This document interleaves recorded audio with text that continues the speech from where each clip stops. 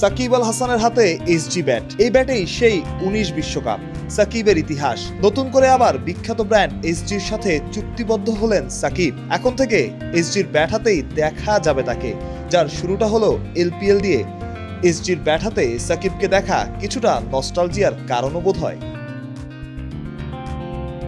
জাতীয় দলে নেই অনেক দিন, তবুও এখনো যেন তিনি বাংলাদেশ ক্রিকেটেরই পোস্টার বয়। এমএলসি থেকে এবার এলপিএল এ সাকিব দুনিয়া জুড়ে ফ্র্যাঞ্চাইজি লিগে করছেন বাংলাদেশের প্রতিনিধিত্বই। এত বছর পরেও এখনো সাকিবের চাহিদা ক্রিকেট দুনিয়ার কাছে আছে, ব্যাপারটা অবাক করার মতোই। এর মাঝে সাকিবের দেশে ফেরার সম্ভাবনা তৈরি হয়েছিল। সাকিব এমকেএস ব্যাট দিয়ে খেলবেন, তাই এমকেএস এও ছিল মহা আয়োজন। সাকিব কথা দিয়েছেন, দেশে ফিরতে পারেননি, তবে সেই কথা রেখেছেন। এতদিন খেলেছেন এমকেএস দিয়েই, তবে এবার নতুন শুরু, যেন নতুন খামে সেই পুরনো চিঠি।